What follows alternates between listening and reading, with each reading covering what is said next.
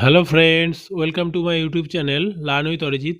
দেখো, এখানে একটি ইন্টারেস্টিং কোশ্চেন আছে। 3টি ভগ্নাংশ দেওয়া আছে এবং বলা আছে যে কোনটি বৃহত্তম। ঠিক আছে, বা পরীক্ষায় এমনভাবেও আসতে পারে যে অর্ডারে দেওয়া থাকতে পারে যে ছোট থেকে বড় বা বড় থেকে ছোট আকারে সাজাও। ঠিক আছে, আচ্ছা, তাহলে কীভাবে সলভ করবো দেখা যাক।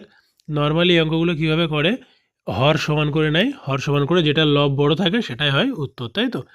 এবার এখানে এইভাবে করতে গেলে একটু ক্যালকুলেটিভ হয়ে যাবে। তাহলে কীভাবে সলভ করা যায় দেখো। ফার্স্টে কী করতে হবে, এদের মধ্যে গ্যাপটা দেখতে হবে, গ্যাপ কত আছে লব এবং হরের। ঠিক আছে, এখানে 1, এখানে কত গ্যাপ 2, আর এখানে গ্যাপ কত 8।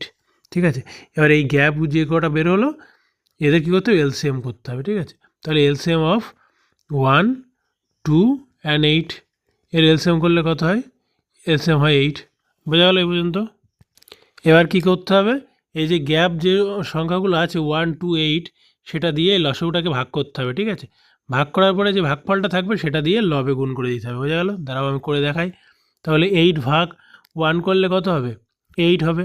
তাহলে 4-এর সাথে 8 গুণ করতে হবে, 4-8 32। ঠিক আছে, আচ্ছা, 8 ভাগ 2 করলে কত হয়, 4 হয়। তাহলে 4-এর সাথে 15 গুণ করতে হবে। ঠিক আছে, তাহলে 4 × 15 কত হবে, 60। আচ্ছা, এই 8কে 8 দিয়ে ভাগ করলে কত হয়, 1। তাহলে 29-এর সঙ্গে 1 গুণ করতে হবে, তাহলে কত হবে, 29। এবার দেখতে হবে এই তিনটের মধ্যে কোনটি সবথেকে বড়, যেটি বড় সেটি বৃহত্তম সংখ্যা। তাহলে 60 বড়, তাহলে বলে দেবো কি 15/17 এই সংখ্যাটি সবথেকে বৃহত্তম সংখ্যা। যদি বলে সবথেকে ছোট সংখ্যা কোনটি, তাহলে কোনটা হবে, 29/37। ঠিক আছে, আশা করছি বুঝতে পেরেছো। Thank you.